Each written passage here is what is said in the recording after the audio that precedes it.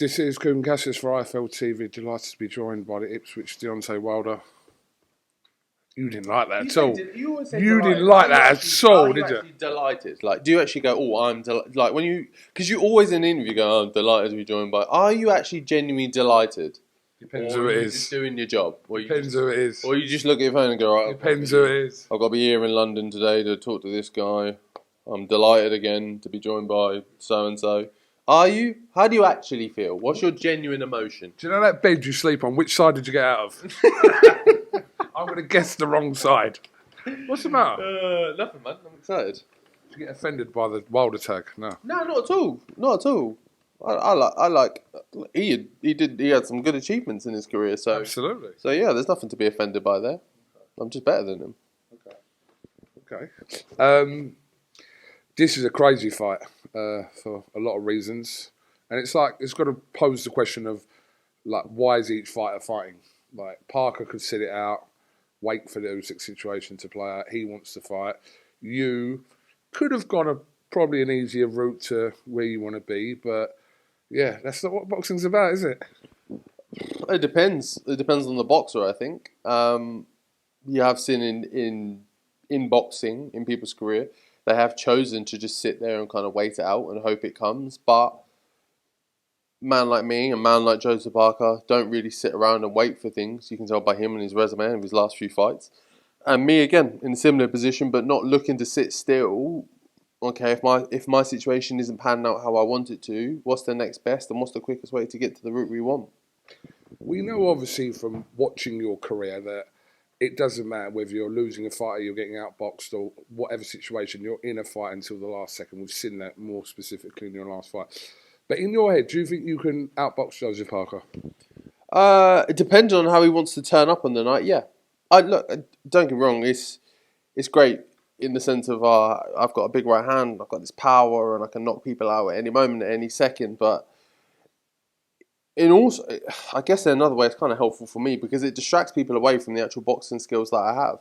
And if I turn up properly on the night with the right game plan and do it how we've repped and drilled and planned for, I can outbox him. I can. It just depends how he wants to turn up as well. Like I said, I have to deal with whatever's in front of me.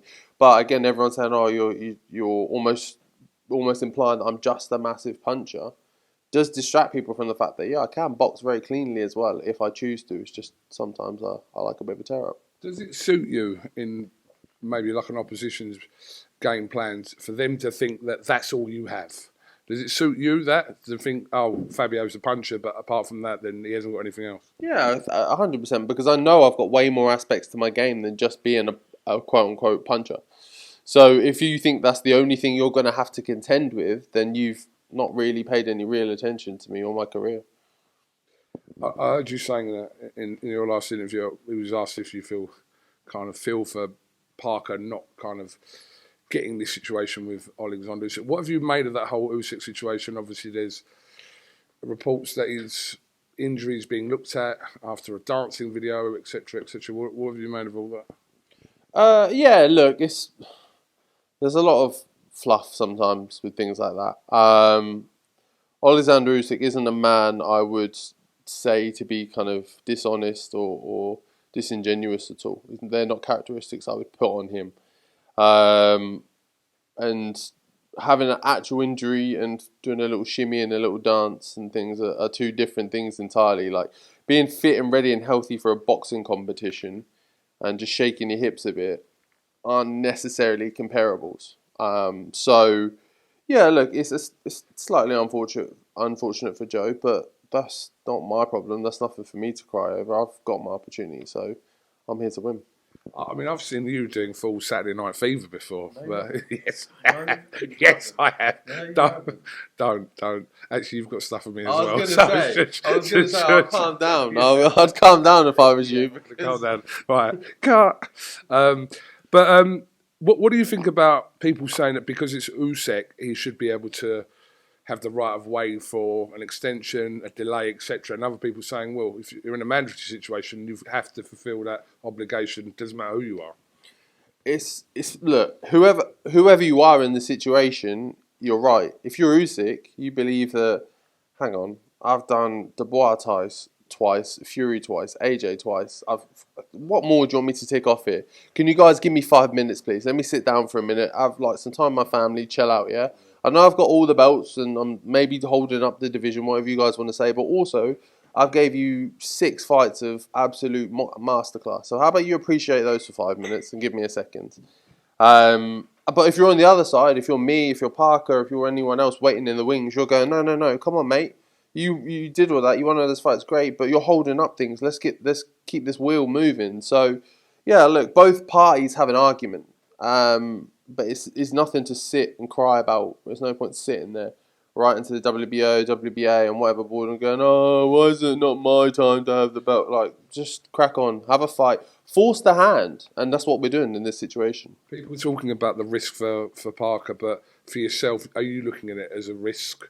I asked you earlier on whether you could have gone another route. It could have been kind of around the houses, but you're looking at this fight as a big risk for you now in your career. Of course, like this fight's a huge risk for me because I've worked for the last 10 years to get into that number 1 WBA position where I am, or the interim champion, I should say. And now I'm putting it all on the line, all at risk with jumping up a level with one of the most informed heavyweight boxers in the world at the moment, in Joseph Parker. So, yeah, there's a hell of a lot of risk for me. But, again, simple saying, no risk, no reward. And you truly believe, come October 25th, you knock him out? I truly believe that, yeah. I have all the skills and capabilities there to knock him out. I just got to execute them properly on the night. Just a quick couple of things before we let you go.